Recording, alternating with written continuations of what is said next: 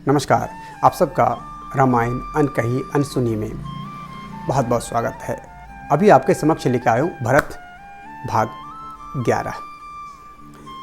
तो आशा करता हूँ कि ये पूरे भाग देखेंगे और अगर आपको अच्छा लगा होगा यह जानकारी, क्योंकि यह जानकारी आपने न कभी टीवी सीरियल्स में देखा न रामायण में देखा।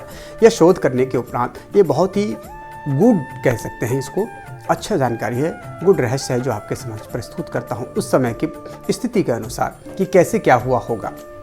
आपने रामायण में सिर्फ चौपाई और दोहा के अर्थ को समझे होंगे, लेकिन अभी मैं आपको जो बता रहा हूँ ये बहुत ही अच्छा और रोचक है और ज्ञान से भरपूर है। अगर अच्छा लगेगा तो आप सब्सक्राइब भी करेंगे, लाइक भी करेंगे और कमेंट्स के माध्यम से मुझे प्रोत्साहित भी करेंगे और मार्गदर्शन भी देंगे। आगे चलते हैं। राम जी कहते हैं, तुम नहीं जानते हो लक्ष्मण, भरत मेरे बड़े प्यारे भाई है, मुझे बहुत मानते हैं। अयोध्या लौटने पर हम लोगों के जंगल में आने की बात जानकर वे बहुत दुखी होकर हम लोगों को लिवा ले चलने के लिए आ रहे हैं, हमें मनाने के लिए आ रहे हैं, हमें अयोध्या वापस लौटाने के लिए आ रहे हैं और अपनी माँ कैकेयी को दुत्कार कर फटकार कर नीच ऊंच कहकर महाराज का जी सुखी करके भरत मुझे राज देने के लिए चले आ रहे हैं। देखो, मैं बताए देता हूँ कि भरत से कोई भी जी दुखाने वाली बात न कर बैठना, मुझे अच्छा नहीं लगेगा। अभी मैं भरत से कहूँ कि यह अवध का राज लक्ष्मण को दे दो तो वो बिना किसी झुंझुनाहट, कुलबुलाहट और हिचकिचाहट के, बिना कुछ आगा पीछा सोचे तुम्हारे हाथ में सौंप देंगे। लक्ष्मण, ऐसा है मेरा भरत, और तुम देखना जब वो तुम्हारे सामने उपस्थित होगा तो जो मैं कह रहा हूं वही होगा। मैं तुम्हारी व्यथा भी समझ सकता हूं लक्ष्मण, लेकिन भरत मेरे उतने ही प्रिय है जितने तुम हो। और मैं भरत को बचपन से जानता हूं कि जो तुम सोच रहे हो ना, ऐसा कभी वो नहीं सोच सकता, ऐसा हो ही नहीं सकता लक्ष्मण, ऐसा हो ही नहीं सकता। यह सुनकर तो लक्ष्मण पर घड़ों पानी पड़ गया, जैसे लगा कि आकाश से बादल फट गया हो। वे लाज से गर गए और कहने लगे, भैया मेरी समझ में महाराज ही आपका बिछोह न सह सकने पर आपसे मिलने चले आ रहे हैं।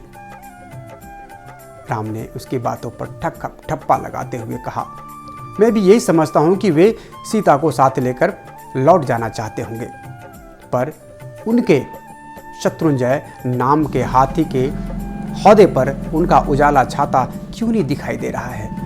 जाओ नीचे उतर जाओ। लक्ष्मण धीरे धीरे नीचे उतर आए। यानी कि अभी तक लक्ष्मण यह सोच रहे थे कि भरत के साथ पिताजी आ रहे हैं, राजा दशरथ आ रहे हैं। राम को भी यह आशंका, राम ने भी लक्ष्मण के हाँ में हाँ मिलाई, हो सकता है ऐसा संभव हो। लेकिन राम ने एक आशंका जताया कि जब भी पिताजी महाराजा दशरथ कहीं पर जाते थे तो शत्रुंजय नाम के हाथी के हौदे पर उनका उजला छाता सदैव रहा करता था, लेकिन आज वो दिखाई नहीं दे रहे। राम के मन में एक आशंका जागा और लक्ष्मण से फौरन कहा कि आओ नीचे उतरो लक्ष्मण, और जाकर के देखो ऐसा क्यों है। लक्ष्मण धीरे धीरे नीचे उतर आए हैं। उधर भरत ने सेना को तो पहाड़ के चारों ओर इधर उधर ठहरा दिया और सबको पीछे छोड़कर वे और गुह और साथ में शत्रुघ्न के साथ राम की कुटिया की खोज में डग भरते दौड़े चले आ रहे थे, भटकते चले आ रहे थे, इधर उधर देखते चले आ रहे थे कि कब मिल जाए राम जी का कुटिया। भरत ने एक साल के पेड़ पर चढ़कर देखा कि राम की कुटिया के आगे धुआं उठ रहा है। बस वे गुह के साथ उधर की ओर लपक पड़े। भरत इतना उतावला हो चुका था कि उन्होंने यह इंतजार नहीं किया कि गुह पेड़ जाके देखे या उनके साथ चलने वाले देखे या उनके सेनापति देखे, खुद साल के पेड़ पर चढ़ गया और वहां से निहारने लगा कि कहाँ है मेरे भैया के कुटिया। और जब दूर से देखा, जो धुआं उन्होंने पहले देख रखा था कि वो धुआं एक कुटिया से ही निकल रहा है और वही, इतना विश्वास था कि वही हमारे भैया का कुटिया है।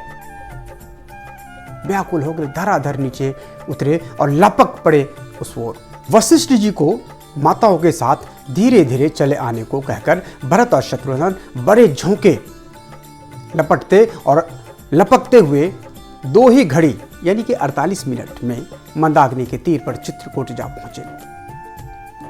दौड़ते हुए जा पहुंचे वशिष्ठ जी के संरक्षक में माताओं को छोड़ करके कि आप लोग पीछे पीछे धीरे धीरे आइए ना, हम दौड़ करके देख रहे हैं कि क्या हो रहा है। और वहां पहुंचकर वे अपने आप को धिक्कारने लगे कि श्री राम जंगल में रहने का दुख देने वाला कोई और नहीं, मैं ही हूं। अपने आप को धिक्कारने लगे। ऐसे रोते छींकते वे श्री राम जी की कुटिया पर जा ही पहुंचे। वहां पहुंचते ही वो देखते क्या है कि श्री राम जटा बांधे हुए पलथी मारे हुए बैठे हैं। श्री जानकी महारानी उसके बगल में कुछ हाथ में लिए कुछ कर रही हैं और लक्ष्मण सन्नाटे भरे नजर से हाथ में धनुष बाण नीचे रख करके सीधे भरत की ओर निहार रहे हैं और राम जी पलथी मारे मुस्कुरा रहे हैं। और भरत को यह दृश्य देखकर हृदय फट गया कि इस मिट्टी के कुटिया में ओसारे पर घास फूस के छत के नीचे कैसे हमारे भैया, कैसे हमारे भाभी रह रहे होंगे। मन ही मन कहने लगा, हे लक्ष्मण तू धन्य है, तू धन्य है। फिर तो वे ऐसे झपटे कि राम के पैरों तक पहुंचने से पहले ही हाय आर्य, हाय भैया कहकर धड़ाम से धरती पर जा गिरे। उनका मुंह कुछ और कहने के लिए खुल ही नहीं पाया। बोले तो बोला न जाए, उठे तो उठा न जाए, सांस ले तो सांस न ली जाए, सिर उठाए तो सिर न उठे। राम ने झपट मारकर भरत और शत्रुघ्न को छाती से उठा लगाया और फिर सुमंत्रा और गुह से मिले। फिर राम ने भरत से पूछा, कहो भरत कैसे चले आ रहे हो। भरत ने घिघिया कर कहा, मैं क्या कहूँ, मेरी माँ ने बड़ा भारी पाप कर डाला भैया, अब आप चलकर अपना राजपाट संभालिए। बहुत बहुत गिड़गिड़ाकर भरत ने राम के पैरों पर अपना माथा टेक दिया। राम एक टक भरत को देख रहे हैं। राम बेसुध हुए जा रहे हैं भरत के समर्पण को देखकर। भरत उठाए नहीं उठ रहे हैं। राम के आंखों के आंसू भरत के पीठ पर धराधर गिर रहे हैं और भरत के आंसू से राम के चरण पखाड़े जा रहे हैं। यह दृश्य प्रकृति से लेकर पूरे देवी देवताओं को मनमोहित करने वाला दृश्य था। राम किसी तरह से भरत को उठाकर गले से लगाते हुए कहा, तुम ही बताओ, तुम ही बताओ भरत, मेरे जैसा सच्चाई पर डटा रहने वाला महाराज की कही हुई बातों को कैसे झुठला सकता है। बताओ भरत, तुम ही बताओ। और फिर जब मेरी माँ के कई भी मेरे लिए यही मांग की है, तब कोई भी दूसरी बात तो मैं सोच ही नहीं सकता। कोई भी दूसरी बात मैं सोच ही कैसे सकता हूं, बताओ ना। अब तुम ही अयोध्या जाकर राज संभालना और तुम ही अयोध्या जाकर के राज संभालने लायक हो और तुम्हें ही अयोध्या जाकर राज संभालना चाहिए और मुझे चीर लपेट कर दंडक वन में जा रहना चाहिए। भरत, पिताश्री की बात काटकर तो मुझे ब्रह्म का लोक भी मिल जाए ना, तो उसे भी छूना मैं पाप समझता हूँ और मैं उसे भी छूना मैं पाप समझूंगा। पर भरत अभी टेक पर डटे रहे और कहने लगे, हमारे घराने में सदा राजा का बड़ा बेटा ही राज करता आ रहा भैया और यह परंपरा टूटेगा नहीं। अयोध्या का राज तो आपको ही संभालना पड़ेगा और आप ही संभालोगे इन्हें। हम कुछ नहीं जानते, मेरी माँ ने क्या किया, पिताजी ने क्या किया, यह सब आप जानिए भैया। धर्मपरायण तो आप हैं, मैं तो बस एक ही चीज़ जानता हूँ, मेरा धर्म भी आप है, मेरा कर्म भी आप है और मेरा निष्ठा भी आप है। अतः आप ही अयोध्या का राज संभालेंगे, मैं नहीं। मैं तो छू भी नहीं सकता भैया, बिना आपके तो मैं छू भी नहीं सकता। राम डबडबाए आंखों से भरत को देख रहे हैं। मैं जब अपने नाना के यहाँ था तब आप इधर चले आए और महाराज सुरधाम सिधार गए।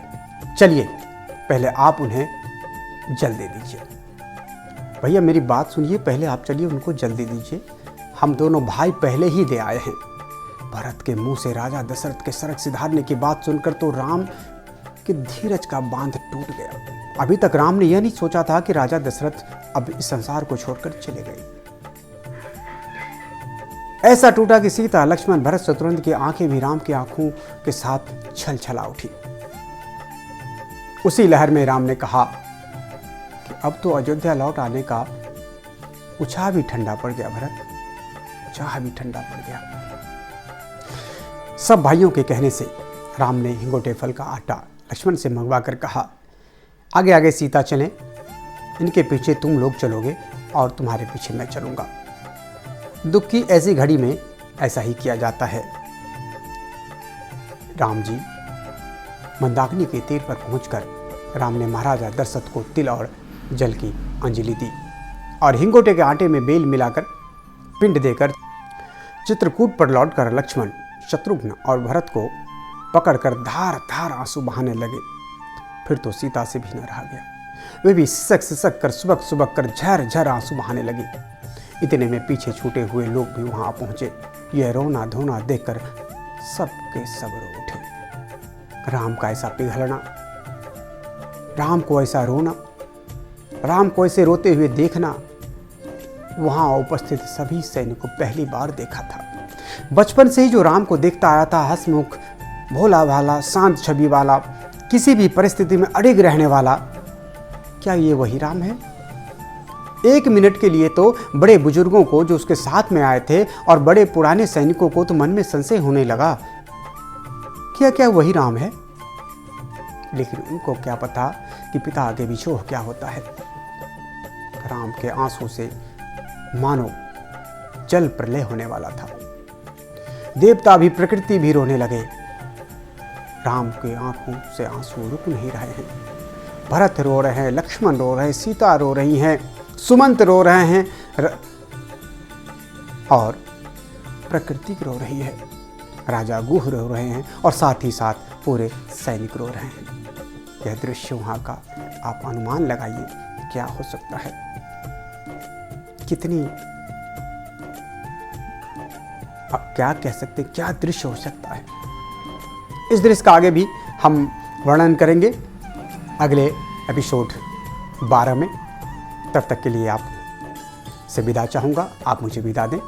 और अगर हमारे वीडियो अच्छा लगे हो तो उसको लाइक करें, सब्सक्राइब करें और कमेंट्स के माध्यम से मुझे सुझाव जरूर दें। आपका पुनः धन्यवाद। आप अपना ख्याल रखिए। जय सिया राम।